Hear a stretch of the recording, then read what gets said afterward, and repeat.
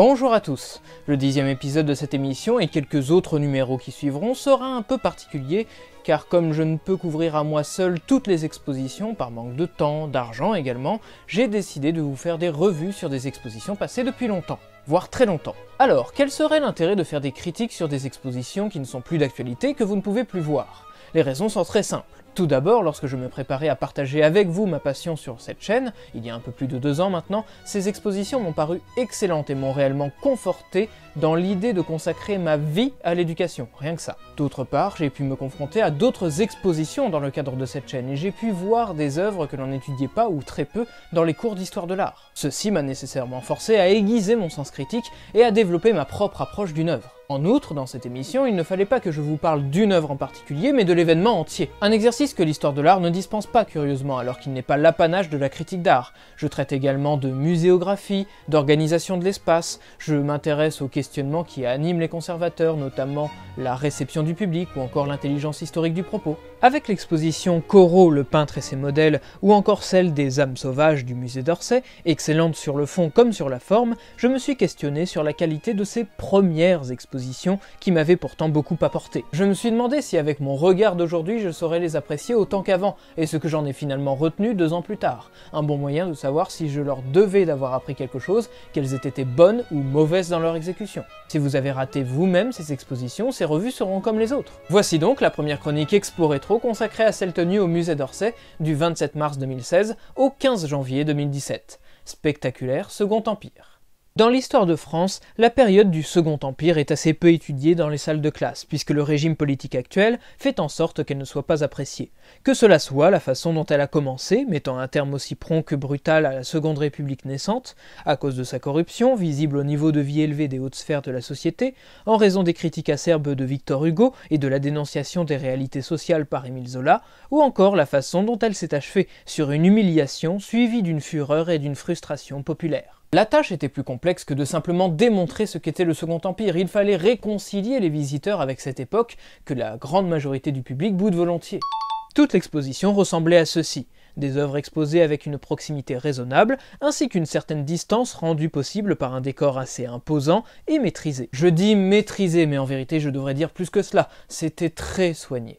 Au point que les salles nous donnaient réellement le sentiment de déambuler dans un hôtel particulier de l'époque. On a fait l'effort d'intégrer de fausses colonnes et des piédestaux, donnant à l'événement une consistance et une forte authenticité. Les murs présentaient par exemple des motifs très élaborés, imitant le papier peint très riche employé alors, ou encore des illustrations en noir et blanc qui feignaient une architecture et une décoration intérieure, comme des rideaux. Enfin, parce que les emmarchements et leurs formes qui tendaient à s'arrondir aéraient l'espace tout en rehaussant les œuvres. En outre, vous l'avez certainement remarqué, l'exposition ne présentait pas seulement des tableaux et des sculptures, il y avait aussi du mobilier, et en quantité.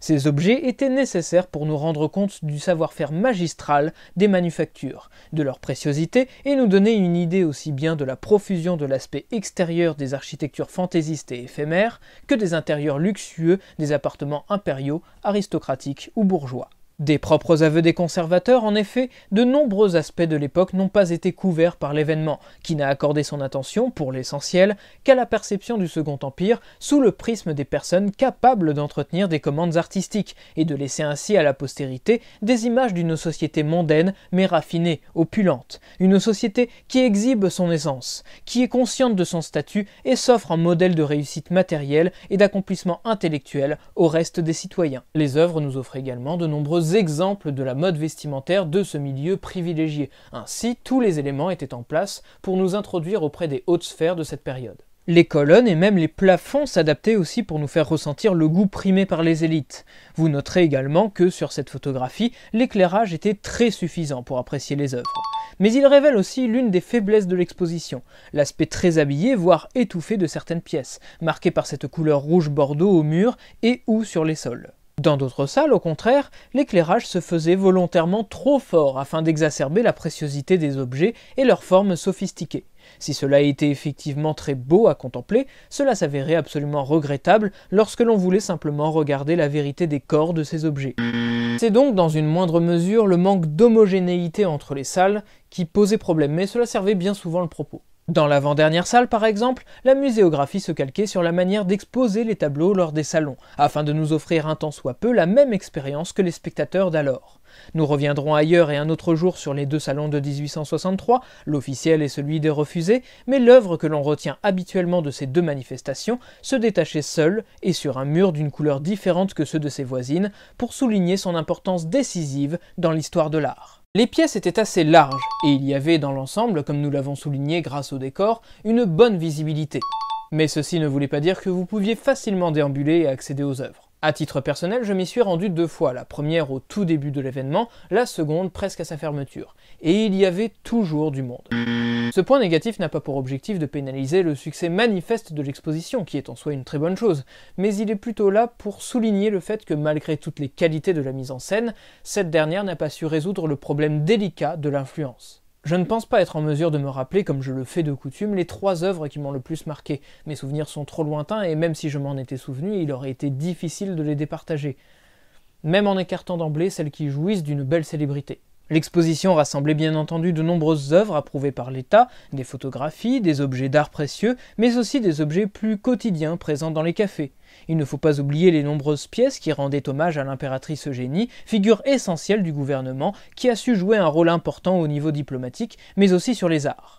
Au total, près de 20 ans de prospérité matérielle, de progrès et de calme, marqués par l'essor de l'industrie et du commerce, dans une France qui avait souffert de l'incessante succession des régimes politiques depuis la Révolution de 1789. Certes, cette période est équivalente dans la durée à celle de la monarchie de Juillet, mais contrairement à cette dernière, qui s'est faite de plus en plus autoritaire, le gouvernement en place n'a pas essayé de satisfaire tous les partis et a opéré plutôt une évolution inverse. D'abord autoritaire, puis de plus en plus libérale. Si elle n'est pas enveloppée du même prestige militaire ni auréolée par la même épopée que celle du Premier Empire, la période du Second Empire est riche d'événements qui ont tous laissé une empreinte durable sur le monde actuel et notre vie quotidienne. La politique républicaine doit encore beaucoup à l'héritage de Napoléon III, qui multipliait les plébiscites ou qui se déplaçait après des catastrophes naturelles pour accorder une aide officielle aux sinistrés et jouir d'un appui populaire. Le Mexique est un État indépendant. L'Italie a pu réaliser son unification grâce au soutien de l'empereur. Nice et la Savoie font partie du territoire national. La grande et longue histoire de la construction du Louvre s'est achevée. Le visage actuel de Paris date des grands travaux haussmanniens. Et le chemin de fer agace encore aujourd'hui des millions d'usagers. Elle est à l'origine de l'affirmation ou fait partie de la légende d'illustres auteurs, sans oublier le Salon des Refusés par le biais duquel Édouard Manet a su donner de l'espoir à une nouvelle génération d'artistes. Et pour vous montrer à quel point cette période est mal couverte par l'éducation nationale, moi-même j'ignorais que le fils de Napoléon III était tombé face aux Zoulous. Une petite ironie de l'histoire dépeinte par le dernier tableau de l'exposition, celle d'un prince français mort au service de l'Angleterre, dans la guerre coloniale que le pays menait contre ce peuple courageux. Je suis donc resté sur le sentiment d'avoir en plus appris des choses malgré le fait que je connaissais l'écrasante majorité des œuvres exposées. Voici tout ce que j'avais à dire pour ce 10e numéro de la critique et premier épisode des Expos Rétro comme j'aime à les appeler. J'espère qu'il vous aura plu, si c'est le cas mettez un pouce bleu et n'hésitez surtout pas à discuter avec moi sur le sujet dans les commentaires. D'ici la prochaine vidéo, je vous souhaite une bonne continuation et vous dis à bientôt sur la chaîne de l'Atelier.